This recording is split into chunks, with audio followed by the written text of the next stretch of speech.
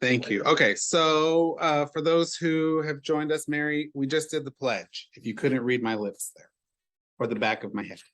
Okay, our speaker tonight is Naomi Andrews, and she had another speaking engagement in Oklahoma City at the Native American Museum that just opened there. Yes, fam, thank you. And so we're going to forgive her for not being able to join us in person. She tried really hard to get the schedule moved around to speak earlier. It just didn't work out. So she's going to join us by Zoom here in just a little bit. So when we see her pop up, we'll go ahead and let her speak. She should be in the car though, so we won't be able to see her. We'll probably just be able to hear her. So we'll go ahead and get our business done before she joins us. Let's start with officer reports tonight. Rebecca, do you have a report to give as secretary? I don't. Okay, John, did you have one to give? No, Celeste, did you have one, or did you want to do that Facebook tutorial, or do you want to do that? Okay, I'll have you go ahead and do that then, and then we'll do the chair stuff. And here's the thing.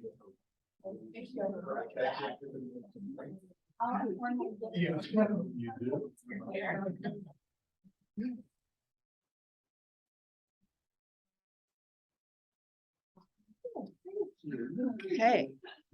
All right. I wanted to just do a short, let you guys know what's going on. We got a lot more happening. We've got Joy and Gina coming next week to Bartlesville. So Wednesday is going to be the big day. Gina is going to start out being on K1 radio at 9:30 in the morning. And then you guys know who Gina is, right? Okay, so she is running for state superintendent of the schools. And she's polling ahead of Ryan Walters. Ryan Walters, yeah, thank you. So she's doing great. And so she's doing a fundraiser in Bartlesville at the Johnstone Fair on Wednesday night from 5:30 to 7:30. And she'll have other opportunities to be around during the day. So she'll be we're still working out the details, but I think she's going to be at Crossing Second, just doing a meet and greet, drop by, say hi, have any questions for her on Wednesday from 11 to 1. And that'll be like in the couch and comfy chair area, and then possibly other locations. So the big thing is Joy is also coming that same day. So Joy she was going to come at 4, but she has another place to be. So now she's going to be in Bartlesville at 5. And Joy's bus, she has a big giant Joy bus now. And it's going to be going to Unity Square at 5 p.m. on Wednesday. So we need to turn out a big crowd for Joy and for Gina.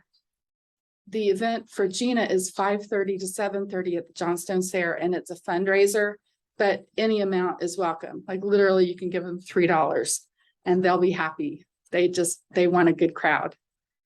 So I'm sorry if this is a little confusing. There's a lot going on. So for the Joy event, especially 5 p.m. at Unity Square on Wednesday, we want people to invite their friends, Democrat and Republican, because Joy is also polling really well, obviously, with Republicans. She was a Republican herself until about 5 minutes ago. And her line in the debate last week was, I was registered Republican longer than Kevin Stitt had been voting himself at all. So I want you all to help me by committing to share and forward and invite people to that event. Can you all do that? Is anybody up for that? Yes. Yeah? Show people how to do it. Okay. Yeah. All right. Yeah. Get an email from the Washington County Democrats fairly often, especially these days. It'd be real helpful if you put all of that information into an email and send it to us. To help Okay. us remember that. As soon as we have all these dates and times fixed, Yeah. you're gonna get a lot of emails. Sorry, you're gonna get more emails from us because it's that crunch time. Yeah. But so if you get the emails, you can forward them to people, which is a super easy way to do it. And if you're on social media, there's an invite button, and that's what I want to show you guys. Sorry for the long introduction. Is anybody on Facebook? Okay. When you go to the page for Washington County, you can invite people to like the page, and we would really appreciate it if you would do that. It's usually right under the page. Sorry, I'm trying to find it.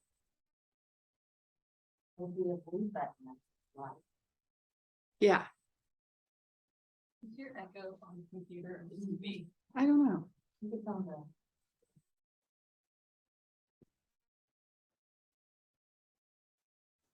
Still don't have the Zoom thing down.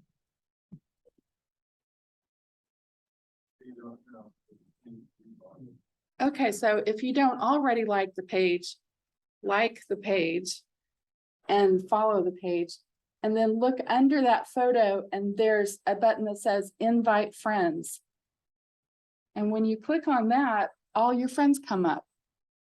And if they've already liked the page, you're not going to bother them. It's going to be grayed out. Nobody's going to be able to invite them because Facebook already knows if they like them.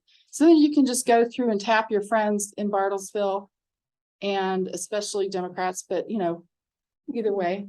Can you do an invite all? You could do an invite all, and you Is can there an invite, invite all? there is an invite all. You can just select everybody, and you can select up to 500 people and invite them and hit send. And it takes literally 1 minute. If you want to filter it a little bit and be like, I don't want to invite him, it takes a little longer. The same way on the regular computer as it looks on a phone. Yeah, it does. It sure does. It's just the page, and then under this picture, it'll say invite friends. Yeah. And the same thing when we have an event page, which we'll have for Wednesday for the big rally. The events on Facebook, we have like, how many people do we have on our Facebook page? Like maybe 1,000? Yeah. Okay, but there's like 36,000 people in Bartlesville. Hey, Naomi. Yeah, I'm saying, we're waiting. There she is. Hi.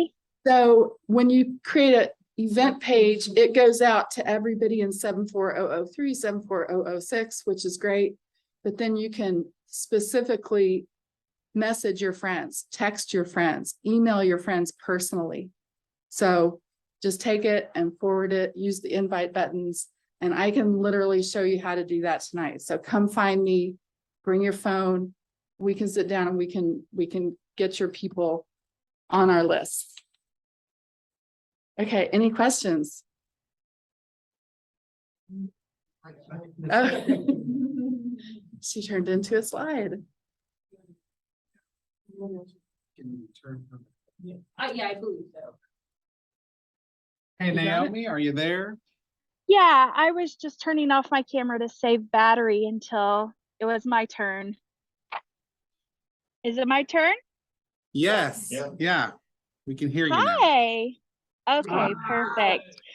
Hi, you guys. I am so sorry that I could not be there in person. I thought that I was speaking closer to 3 p.m. today, and I didn't. So I did finally get to speak in front of the audience, and I'm here at UINO, which is United Indian Nations of Oklahoma. We are here at the First Americans Museum down in Oklahoma City, and I was able to speak to almost every leader of tribes here in Oklahoma, had a lot of great feedback, and am very excited to continue to collaborate with the tribes no matter what happens on November 8th.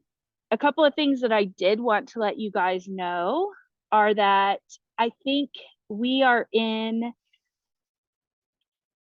the last couple of weeks, like get out the vote, but too often I think we feel like that means we're going to be done. Like, obviously, yes, take a break on the 9th, relax. If you're like me, you probably haven't been sleeping a lot. You've probably been driving a lot of places and wearing uncomfortable clothes and shoes. But after we take our break, we have to get back excited to work again. I think that we have a real shot, and that doesn't end on November 8th. And it's not just for me, it's for all of the good candidates that we are running. We have never run, to my knowledge, this many women candidates at once. And people are excited. All of us have had a great reception talking to the different groups of people that we've met with. I've loved to see the way that candidates have started supporting each other more. And that's the type of collaboration that we're going to have in the future. I would like to definitely be up there for your debrief, or what did you call it, Eric? The postmortem. You and John. Yeah, call it the postmortem. I want to be up there, and I will be there on November 2nd. Can you hear me? Yeah, we can hear you. Oh, yeah. am We I just very didn't want loud? you to feel, we didn't want you to feel alone. So I my do, faith but it's is now okay. here with you. Yeah. Well, thank you. So the postmortem, I would like to be up there for that. I am working, I'm going to talk to the state and see, I would like to be able to go around to all of the counties in my district and work with all of the candidates and the counties to create a packet so that when it comes time to recruit, we are able to just hand future candidates something that says, here's your win number for the district. Here's what the last person was able to fundraise. Here are the places where they were able to have an event. This is about how much it costs. You could talk to them. Here are the people who hosted an event for them. And now we're going to keep people's information private, right? Like, we're not going to just go sharing somebody's donor list. But I think this is an important thing for us to get together so that not each candidate has to build from scratch. And it feels like that's what we're doing. Like, each or every 2 years, it's like, and we call them cycles. And a cycle ends before it starts over again, right? And we don't want things to end and start over. We want to keep pushing through. And I think that we can do that together. I am committed to it. I know that I'm not from the 2nd district right now, but I'm still going to be back. You guys are not going to be rid of me no matter what happens on November 8th. And I am not resigned to whatever the outcome is. I still think we have a shot because this year's different. There's not just the Dobbs decision and the overturning of Roe. There's also the fact that I have shown up for people and organizations and places. And I've invested time. Like, there are real people who know people, and I won't drop any names, but there are some pretty big up here people. And even though some people have tried to cut certain candidates off from that, I have been able to find them in my own way. And what I am hearing from these people are, well, how come we haven't heard of you before? I just met someone the other night when I got to speak at a candidate forum against Josh Burkeen, and that went really well. But I met someone there who is now driving stuff all across the state for me, or all across the district for me. And so, and she's like, we're going to help you do this. We're going to do that. We're going to get you set up with this. This isn't over. And so I just want you guys to walk away from this with hope. And if you have any policy questions for me, I would love to answer them. And just really make you guys feel comfortable that I'm the candidate. We have 12 days left. Let's contact our friends. Let's contact our neighbors. Let's hold people accountable. When you ask somebody specifically, will you make a voting plan? Will you go vote with me on, the Saturday before it souls to the polls? Will you vote with me on Tuesday? When you ask people direct questions like that, they are more likely to respond in the affirmative. And we know when we ask people to show up and vote personally instead of just posting or sharing about it, when we actually ask them the tough question, they're 8 times as likely to do it. So I guess I'm going to open up the floor to any questions that you guys have. Anybody have any questions? I have some Yeah, questions. questions. Okay, so first of all, Naomi, can you hear me? Can you Yes, hear I him? can. Yep. Okay, awesome. First of all, thank you for coming to join us virtually to share your views on stuff. And so, Yes. yeah, I'm a voter here in this district, and my first question is the most important one for me personally. Mhm. And you'll find out why in a moment. And so my question is, if you're elected, will you do everything in your power to prevent a nuclear war? Absolutely. I mean, that felt like a real softball, to be honest. But yeah, absolutely. And I think that it's not just preventing some countries from having nuclear weapons. It also has to do with our diplomacy and the way that we interact with other countries and the way that we communicate with the world and show that we are leaders. I don't think that we can just rely on mutually assured destruction when you have irrational actors in the world who have access to weapons. And so we have to be extremely smart about it. I would listen to our military officials, and I would never vote to use a nuclear weapon, and I would do everything in my power to stop it. But I would also listen to our military officials to see what are the best ways to do that beyond the things that I've thought of, because I'm not hubristic enough to think that I know it all. Another question, or I felt like there was a follow-up here. Oh, I have a list. So Okay, yeah. I'm willing to go in the meantime. Does anybody else have a question, or yeah, Roberta? I asked this of Kendra and she's gonna be, I think she's the equivalent, but how do you see your role in education for the state of Oklahoma? So first things first, I would have to defend federal funding. I would have to try to craft legislation that would protect that would make that something that the states couldn't reject. I think in our district, especially, we could partner with the tribes. Every single county in the district is part of tribal territory. And when they have tribes as state status, there are ways that we can get some funds to schools and work through that. I think we also need, I mean, unfortunately, here's the truth though, also, that it's the Department of Education who does that, and it's more of the state. So it would be a very unique situation to have Congress step in to protect those rights. But I think that we do need to start codifying more rights into legislation just to make sure, because a kid in Oklahoma should be eligible to have the same education as a kid in Connecticut or Rhode Island or Washington State. Yeah, I'm saying that because there's such a push from the tribes, even our, look to our area, the Pillars of the Flower Moon, they're pushed back and saying, you can't do this, you can't show this stuff because education I and know. history and all that junk. Yeah, it's awful. And my opponent has said that he believes the federal government should have no role in public schools, and which I wholeheartedly disagree with. My mom was an art teacher at a small rural school, and I know that our rural schools are the lifeblood of our communities.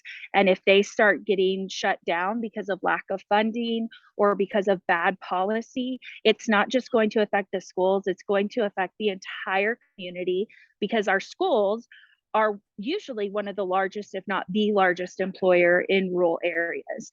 So we wouldn't just see schools shutting down, we would see the death of more rural communities. Yeah, that's Sorry. my sister would do that and said, well, for a lot of years before she went to Texas. But yeah, the small school, and that's why I thought the government's going to protect those people, because those are the ones that's going to get hurt. It's not large school districts out there. I mean, they won't, yes, they wouldn't like the funding, but I mean, the small schools where they can't depend upon, Right. you know, yeah. Do you want to ask another Yeah. question? Yeah, so maybe I can go over here to be in the webcam. So yeah, my second question is, so first let me fill in a little bit of stuff for those who may not be aware.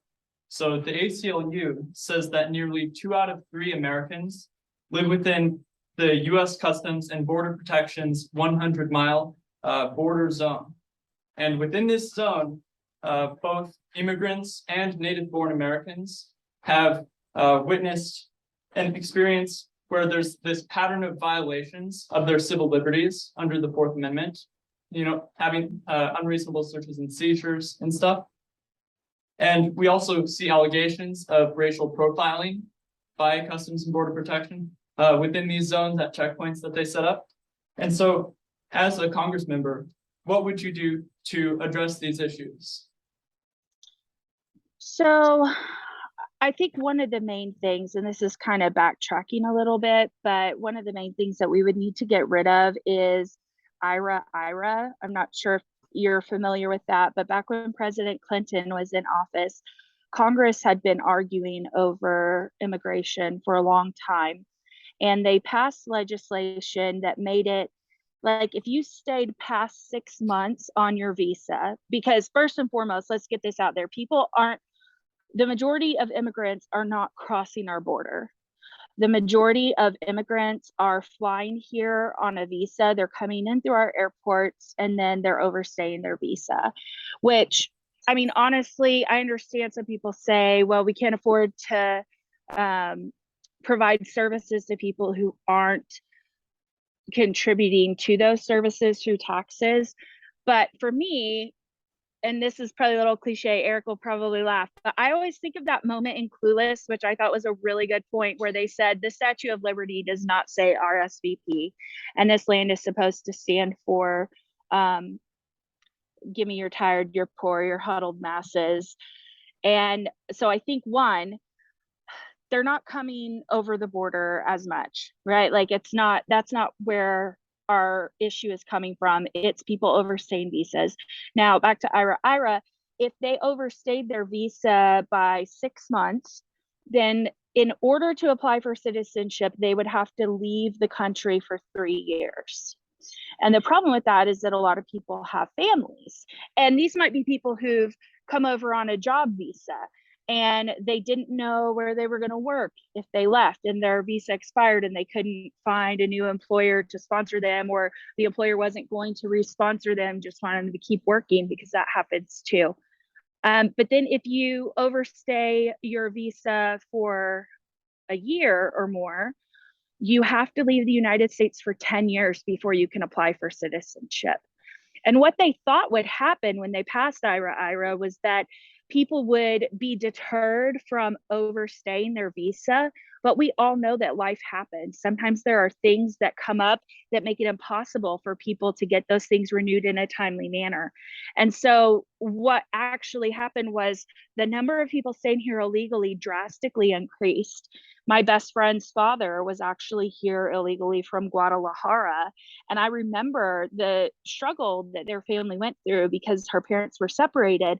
But if he went back to visit his dying mother, he may not have a way to come back into the country to see his kids. And if he wanted to do it the right way, he would have to wait at that point, he would have had to wait 10 years. And could you separate yourself from your children for 10 years? Could you especially when they're growing? And the answer to that for most parents is no. So I think first, we need to make sure that any policies that we implement are bipartisan. And I know that's hard. We have to rebuild our collaboration muscle. But when we push things through, like how that one did, and it was technically bipartisan, but I mean a truly bipartisan, reasonable, practical law, when we push those things through, we get bad policies like this that actually do the opposite of what we intended for them to do. As far as people, obviously no human should be caged. I mean, it's as simple as that. There's no spin on that or anything. And I think that the uphill battle that we face, because let me be very clear, I do not want to overpromise what I alone would be capable of doing for you. Yes, I have very lofty ideals that I would like to achieve, but I would have to be able to get it pushed through. And so I would devote a percentage of my time working on the lofty ideals while also pushing on practical issues, because unfortunately there's just so much. But I think the the crisis at the border with kids still being in cages, it's just reprehensible. I can't believe that it's still happening. And I would definitely try to get something passed to where we had a better answer for that. I just think it's a very complex, I mean, it's simple not to put people in cages, but the solution may not be like what we can get through is going to be very complex. It may not be as simple as just saying, we'll stop doing that. And I think that we need to train all of our law enforcement, military. I think we need to train people more and not just in like shooting weapons, but I think why wouldn't we want everybody to have social work skills, right? To understand people with disabilities, to understand the crisis that people are facing. So I think that we need to reform the way that we're recruiting. I know when they're hurting for people down there, they offer really big bonuses, and a lot of times the people who are attracted to those jobs, I mean, they're looking for something that will pay, and they're treating people the way that they themselves have been treated. And we can't fix culture overnight, but I would sure as heck try. Cool. So Does that Naomi, answer your question? so I mean, you addressed a lot of the issues surrounding immigration in general, but I feel like I still need an answer as far as like how to address the abuses of civil liberties at checkpoints in the 100-mile zone. You know, the entire state of New Hampshire, the entire state of New Jersey, the entire state of Florida. All of these I'm so zones. sorry. Okay. So, So- I misunderstood what you were asking. I think my brain just went off. I apologize. You're talking about people getting pulled over because they Yes, live within that's right. 100 miles of the border. Yeah, absolutely. We should do away with that. Again, I don't know how simple it would be, like how quickly we could get it through. It's a thing that should be done, and it's a thing that I would work towards. We have to have the political will to do it. And I will also turn on my most charming smile and winning personality to try to get people over onto the side of justice, and real justice, not law and order justice, but real justice where people are treated justly. Can I say justice again? Justice. Did that answer it? Yes, you answered that one. Okay, good. Yes. Did you have any more questions? Oh, yes, I have Okay. lots of. So, I so love I'm gonna- this. Put me in the hot I'm- seat. Okay, so next, do you support the decriminalization of weed? I think that we should definitely decriminalize before we legalize. And here are a couple of the reasons why. One, again, when legislation gets pushed through quickly because of a lack of political will, and people just seize a moment and push through, ram through whatever they can get through, we end up with bad policy. We are seeing a little bit of that here in Oklahoma with the way that we have people coming in and purchasing a lot of rural farmland, and it's driving up the cost of our farmland. But not only that, we are also seeing a lot more of our fields growing marijuana, and we don't want to have a monoculture when it comes to our crops because it's bad for the soil. It causes topsoil erosion. It's one of those things that contributes to the Dust Bowl, and we've already had a drier year than during the Dust Bowl. So I think we need to be careful about how we allow it and what we regulate. But as far as decriminalization goes, we need to definitely decriminalize the usage of it. We don't need to be putting people in jail, in prison. There was one woman in Oklahoma who was in prison for 12 years for having like a couple of ounces of weed, and it took so long to get her out. She should have never been in there that long. And we cannot ruin somebody's life over an issue like that. On the other hand, I am also, as a mother of 4 children, very concerned that in a society where we had nearly eradicated smoking, we now have things like e-cigarettes, and we have vapes for marijuana. We have people smoking marijuana now without any regard to how it's affecting their lungs. I think especially something like an edible would be better versus having people ingesting smoke.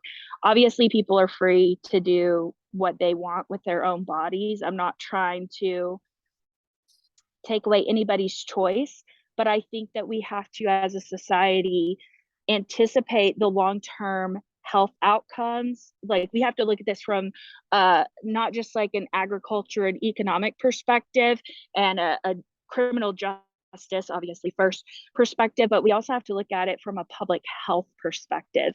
And so we need to have reasonable measures in place, and we need to cooperate and coordinate with all the different authorities as well to see how that would play out, and to make sure that we aren't destroying somebody's life over a couple of ounces of marijuana.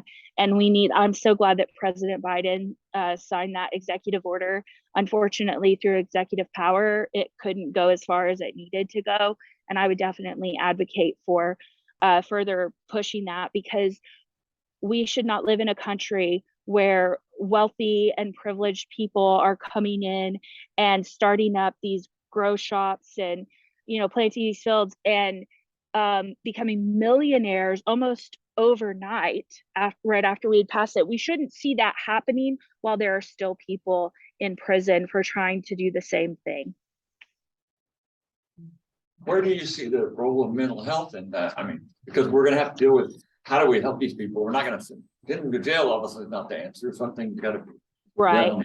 Well, I don't know. I mean, I know some people use marijuana for anxiety and some people use it for other things. Yeah. Like health, especially chronic pain is a big issue, especially with the opioid epidemic that we've experienced here in Oklahoma.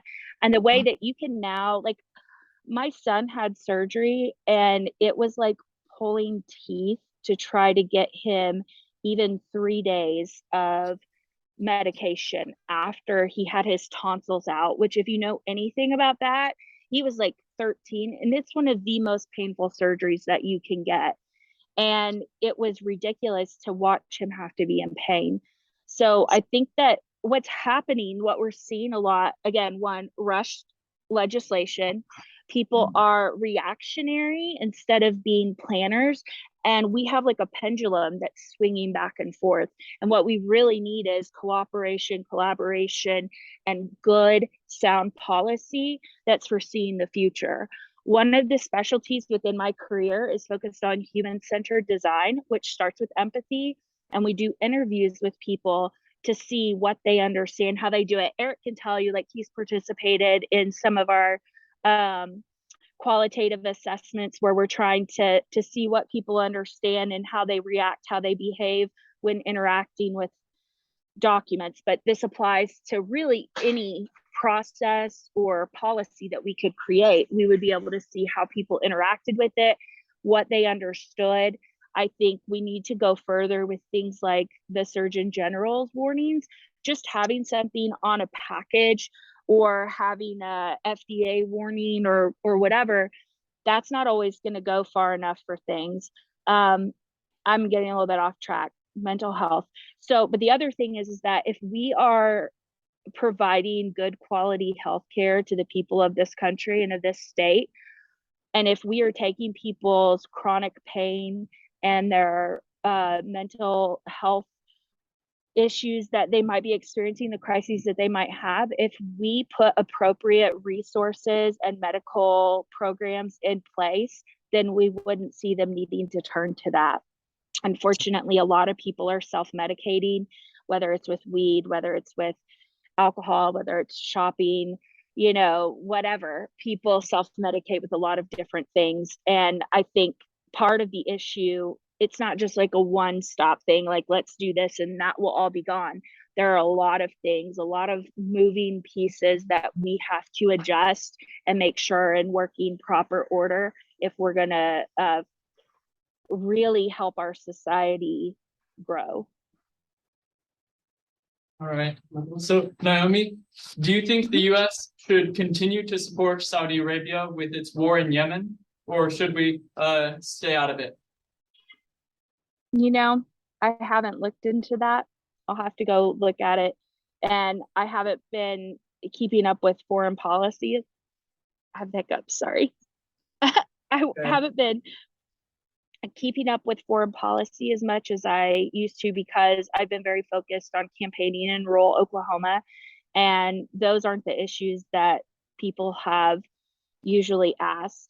I will say this, I think that the United States for too long has stepped in too quickly and at times when we didn't need to, and we have waited too long to intervene at other times. I think that there are a lot of factors at play, and while my heart breaks and I, want to see us reaching out to help people in other countries and intervening, or, we can't do that all the time.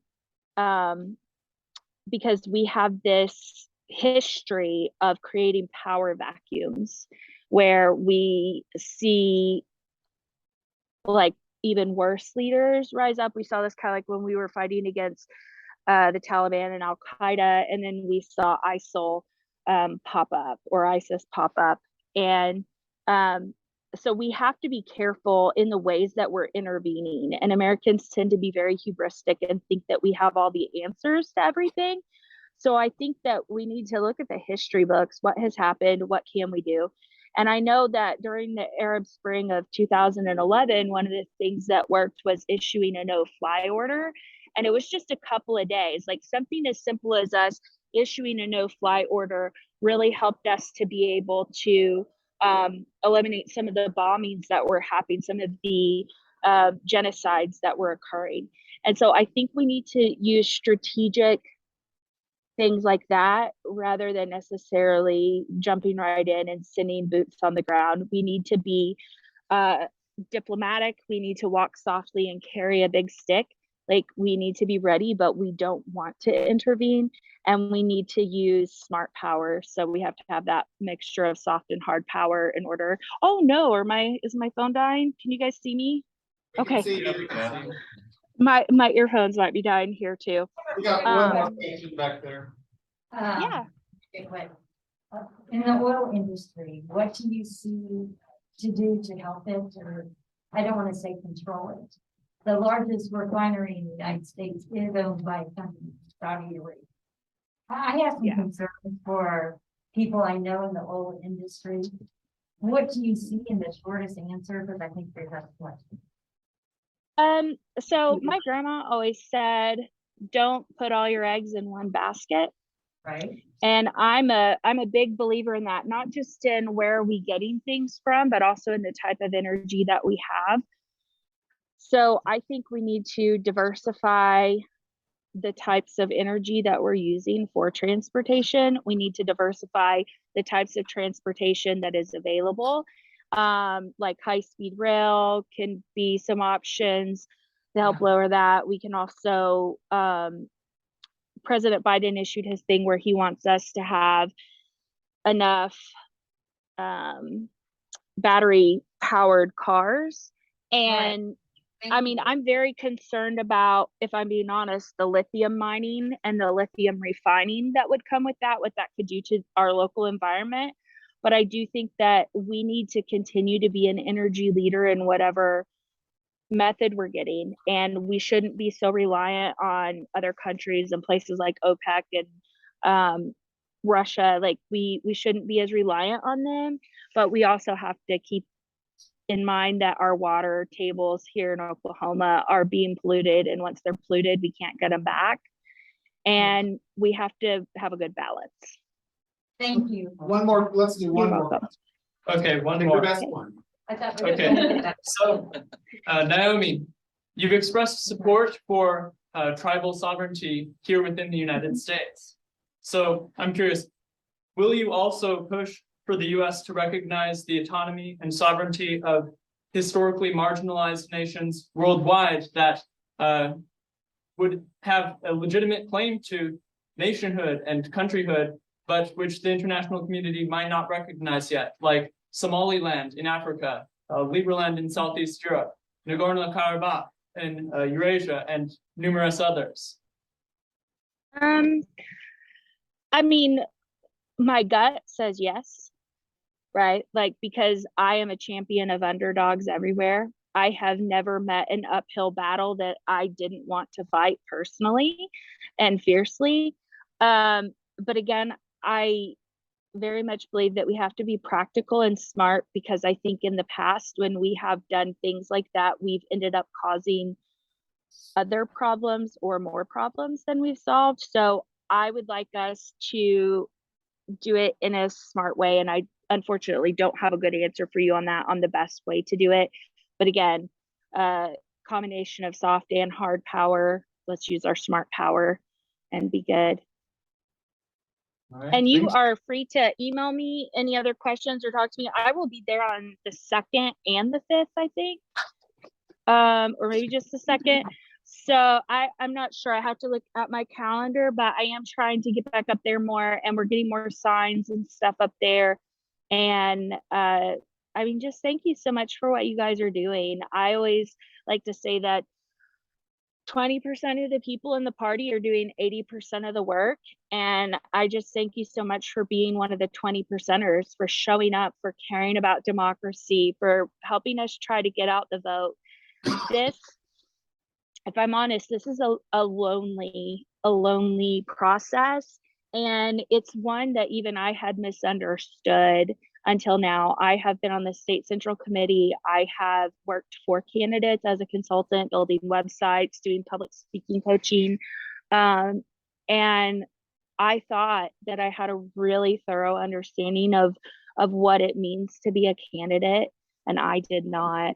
And so just thank you for being there. I'm so sorry that I could not be there in person. I really wish that I could, but thank you for understanding and for waiting for me. And I want to help us change. Sorry. I want to help us change this state so bad. And I'm going to do it no matter what. It doesn't matter if I win on November 8th. I'm going to be right back at it. And it may not be in the same capacity. It might be in a different manner, but I'm not going to quit working. And please just don't give up the fight. So many people want to move away from Oklahoma. But one of my favorite poets, she says to do something with that clenched fist, with that liberal mouth, with that heart, and not to leave, because this is where we need you. Like, if you are angry, if you are mad, Oklahoma is where we need you to help us fight to make a difference. And if we all leave for a better life in another state where we feel like our rights are better protected. I mean, trust me, I have 2 teen daughters, and I have 2 teen sons as well, but I have 2 teen daughters, and the loss of rights has been very upsetting. And but if we leave, who's going to be here to continue the fight? And Oklahoma is worth fighting for. The people of this state are worth fighting for. And we are more alike than we are different. We just have people in power who push this polarization and want to divide us. And we have to say, not here, not now. And we're not going to listen to that anymore. We're going to fight. Thank you.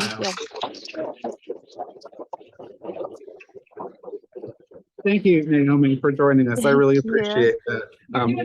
Yeah, you're doing really great. I'll be in contact, okay? Okay, all right. I'm gonna go get these charged a little bit. Yeah, and charge your phone up. Say the goodbyes. Okay, thank you guys so much. Have a wonderful evening. Bye, Noemi. Bye. Okay, first, I just wanted to address the calendar, the things that Celeste was talking about. This is a blown up version of the calendar that's included in every one of your emails. So if you were confused about all those dates she was throwing at you, just know that we include this, and you should have that. There's a couple things to add, like the Joy bus stop. I don't think we've added that, just because that was added this morning or last night. So we need to add that, but most things are on there, and Celeste does a fantastic job of keeping this updated. So thank you very much, Celeste. to stay up to speed, make sure you are checking your emails and that you go to the website. The website is pretty updated. It's been revamped. It's much cleaner. It's much easier to use. If you have questions about how to contact a campaign, everything's there. Okay, you can click on it all and it takes you right where you need to go. If you want to get involved with Joy's campaign especially, there are opportunities to knock doors. You don't want to do that. There are opportunities to drive door knockers. If you don't want to do that, you can call. And if you don't want to do that, you can text. If you don't want to do that, you don't want to win. No, just kidding. But if you don't want to do that, then I just beg you to please ask somebody about their plan to vote. I loved it when she said that, like talking about a plan to vote. I put that on my notes tonight. Do not assume that the people that you know and love, that you believe vote, do not assume that they have a plan to vote on November the 8th. They may think they know what they're going to do because they've done it 25, 30, 40 times before, but we need to start thinking about these things now, asking, what is your plan? Do you have a ride? Who's going to go with you? Those kinds of things. Yep. Early voting. is great. Yes, and my stepdad, yeah, my, You're going to early vote this year. What are you going to do? I don't want to face the line. and early voting is like Wednesday through Saturday of the week before. So it makes it a lot more accessible for people. Absolutely, yes. Like I told you, friends, don't let friends vote alone, okay? So, you know, yeah. I'm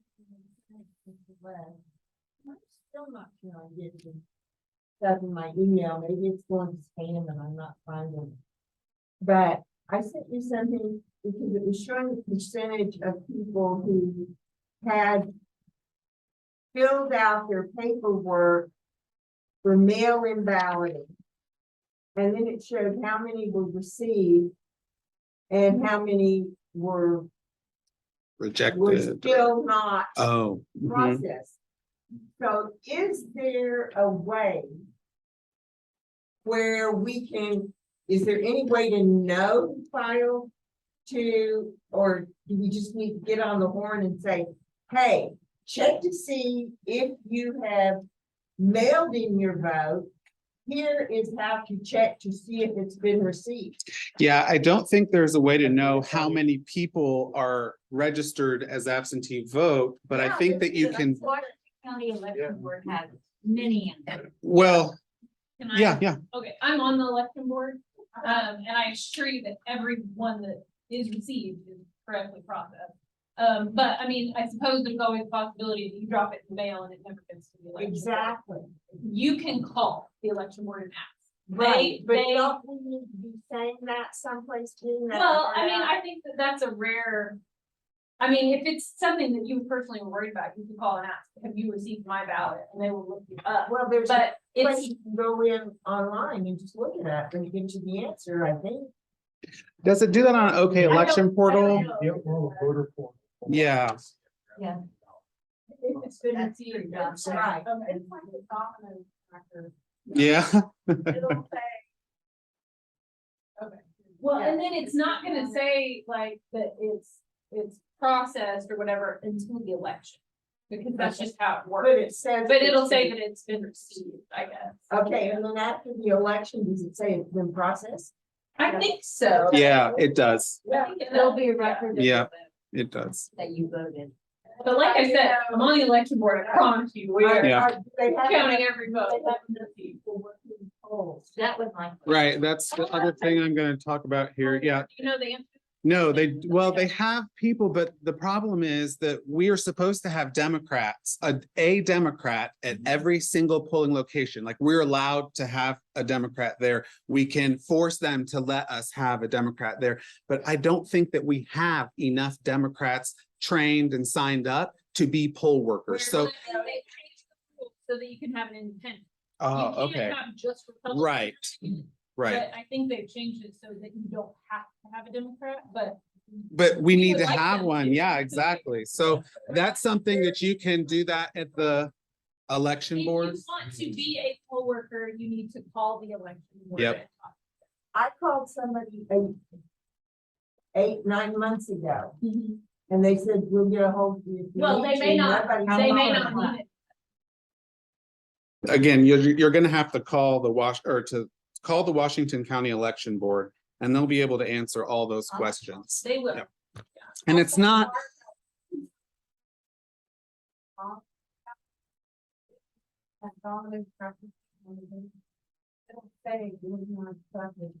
Okay, that happened to me. I screwed it up.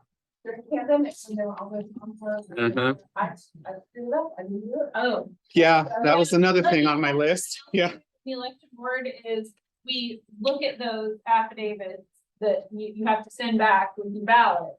And you've got to read the instructions and do what they say, because if somebody Right. doesn't sign it, we can't count your vote. Yeah. And if your notary doesn't put their stamp on it, believe it or not, we've had a couple that the notary didn't stamp it, and that's all the notary's fault, but we can't count that vote if it's not properly notarized. So you have to be careful. But if your vote is ever not counted, if you ever mail in an absentee vote and there's something wrong with it, they will send you a letter saying your vote wasn't counted. Here's exactly why. Here's a photocopy of your Okay, affidavit. my next question is, can somebody from our group that knows what the heck they're doing go through a process, do a 5-minute video on YouTube that Or we what? can get out to people to show how you do a mail-in, How to properly how do to your mail-in. properly do a mail-in ballot, I think how the to state already properly. has. They might.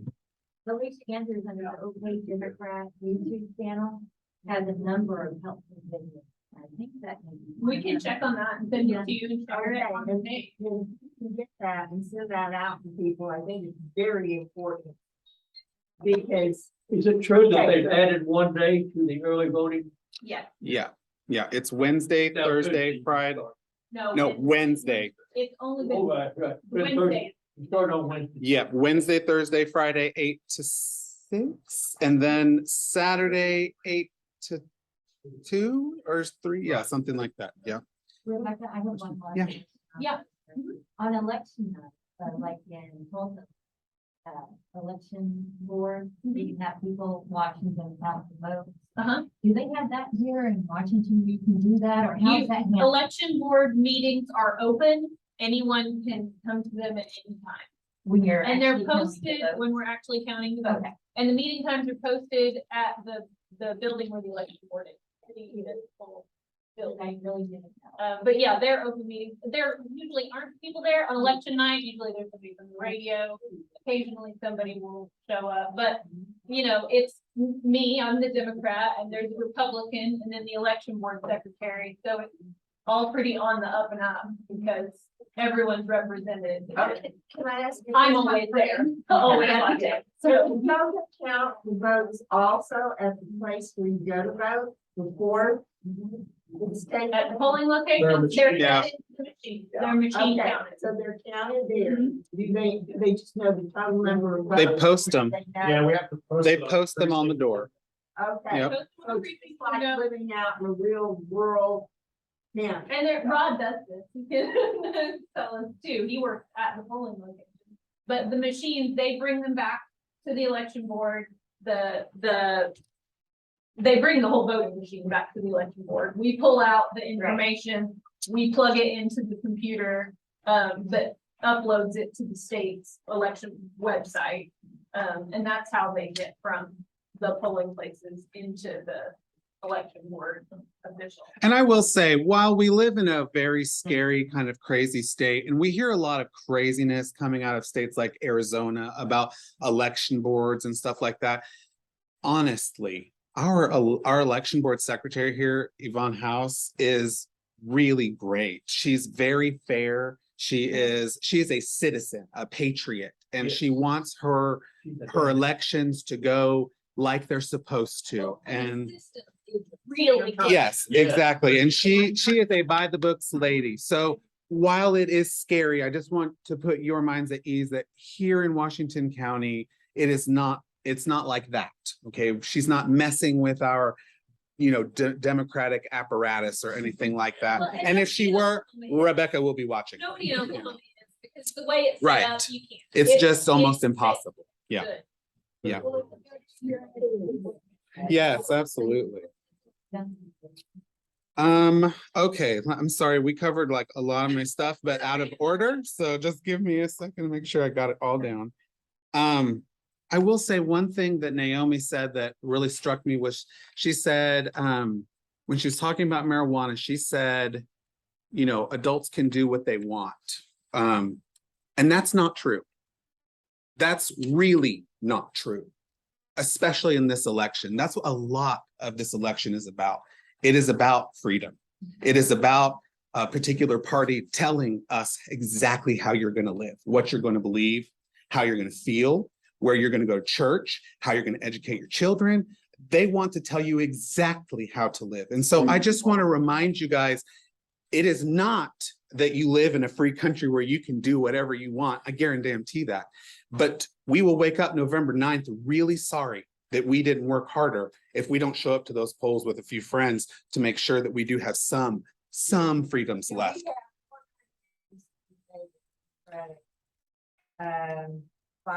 Registration. Yeah, with registrations, we haven't made a lot of progress. In fact, in Oklahoma, Democrats aren't making very much ground with that. In this county alone, lost 400. Yeah, with the party, you call it that is seeing the really huge growth is like independents. They are growing, you know, people are leaving parties to just go to the independent, you know, circle. And so, yeah. That are now. Right. So we haven't made any gains with registration, but what we're hoping to see when we meet in November, and I just wanted to remind you guys, the last Thursday of November is Thanksgiving, so we won't be meeting that day. We'll be meeting November the 17th instead. But when we get together that day, we're going to look at the data and we're going to see, how did we do in 2020? How did we do in 2022? And I'm going to tell you right now, Naomi Andrews isn't going to win Washington County, okay? But what can we hope for? We can hope that she doesn't get blown out 80-20, like perhaps it was last time, because that's the key to winning in Oklahoma. It is to drive up the blue vote in the places where we know it exists, like the cities, the urban areas, and it is to cut our losses here in the rural lands. So we're not going to get blown out 80-20. We're going to make it 65-35. And when we do that, Joy wins. Gina wins. Naomi has a chance. Madison has a chance. We give them all a breath of fresh air, a life. Yeah. Okay. Why if we each commit to walk around the block we live on? Yeah, that's a great idea. And talk- Yep. and I'm talk sorry? to each person. Mm. Yeah. Right. Yeah. If we just, I mean, not even walk around the block, go to the person to the right of us, to the left of us, and straight across the street from us. If we would cloverleaf our block, go 4 people, and ask them to do the next 4 people. What about voter registration use at different events? We've done that. We've had it. Does that help? Right. Yeah. I mean, we register voters, but we also register Republicans when we do that. So no, and I know we can't, but I'm just saying it's not like that effort is putting us ahead. No, maybe so. Last You question. can print off voter registration pages and carry them with you. Yep. And guys, I put something on one Facebook page and then also on my own Facebook page, which is a list of everything that Biden has accomplished so far. So, and I've asked people, print it off, take it with you. I got news for you. I think it's 3 pages, 4 pages long. Okay. Because I went into detail of every single, actually what I did is I copied I think it was the Washington Post or one of them had done this. And then I went in and filled in up until the time I got sick. I was filling in the other things he was doing, like flying the formula and everything. Right. So. Well, thank you. We'll check that out. But it needs to be added to I got a it. couple of things. Don't, part of the joy, don't regret ask your Republican friends, especially if they have trouble affiliating. I talked to my own family and they're gonna, because they know what city's done to the project. Yeah. And the other deal is at 10 o'clock tonight, if they can't get a formal debate, there's gonna be discussion on 10 o'clock where they ask identical questions. Kendra and Mullen. Yeah. And you can tell people like what. Yeah. Yes. Are you aware that the Tulsa World endorsed Joy and Jenna? Yes, I am. Hallelujah. Hallelujah. Did you have a question? Angela, I thought I saw your hand raised back there. No, okay. Yes, Celeste.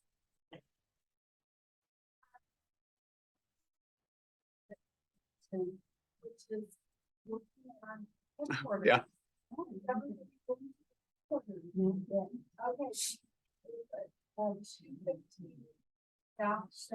Mm-hmm. And that is between the courthouse and Parkland downtown.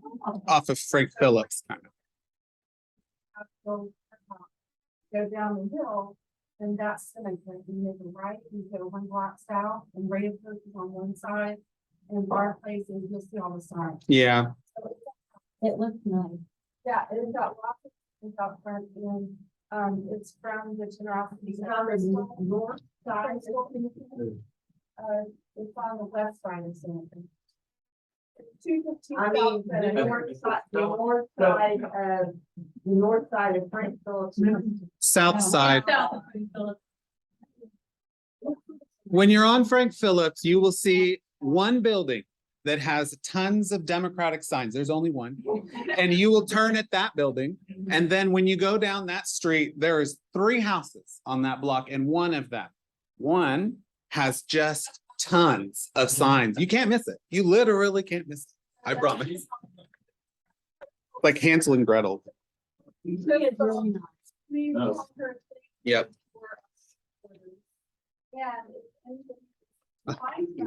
Sign up to work at our headquarters. We're Mhm. open about 1 more time. Yeah, before the campaign. Mhm.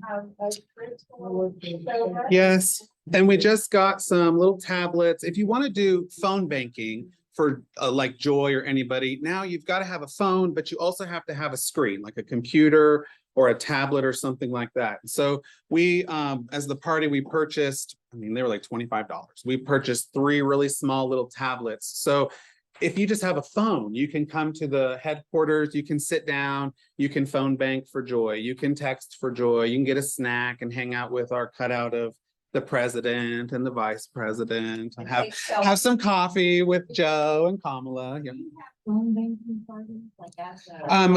Joy's website, and again, I just can't stress this enough. Getting involved with the campaigns directly is your fastest, easiest, and best way of getting involved. And she has tons of opportunities for phone banking virtually, and then also together in Tulsa. And then like I said, during, or like she was mentioning, during our headquarters hours, you guys are invited to come and spend time with other Democrats doing phone banking there as a group. And Yep. guys, can I say something? We can do the people that we know that really strongly have a chance in Oklahoma. And I've got it, you can go to I'm Barbara Shaw on Facebook. You can go to my site, or you can go to the Lincoln Project. They've got a group called the Union. And they're focusing right now on the closest Senate and House races. And you can phone bank for them Mhm. in the different states. Mhm.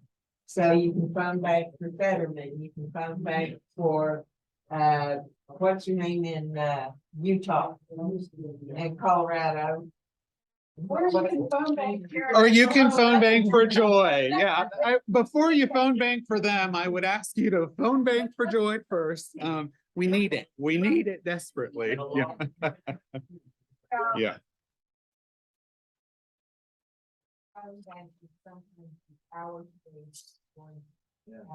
The West Coast, you can do it later than on the West Coast.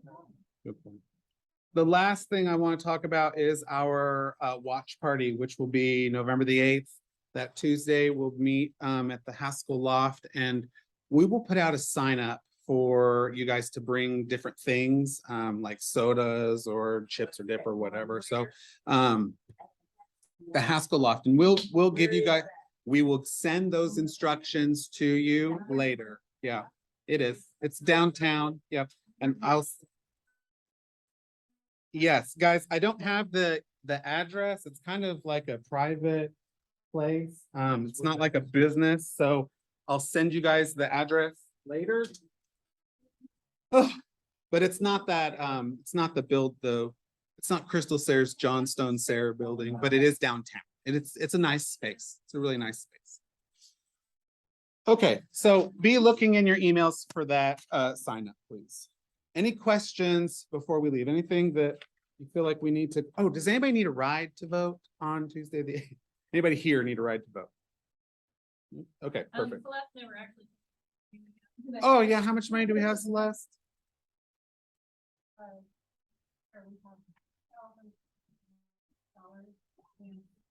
Thank you. And there is actually another like 40 or 50. We are, trust me, we have plenty of plans to spend it. We have another $40 in cash that we don't have deposited. So I just want to let you know that. And if you do, there's a box over there that you can stick it in on your way out. Any other questions? No questions. Can I get a motion to adjourn, please? Thank you. A second? Thank you. All those in favor, please say aye. Anybody opposed? Thank you, guys. Remember to vote. It's very important. I will see you guys November the 8th, okay? Thank you. Have a great month. Half month, yeah.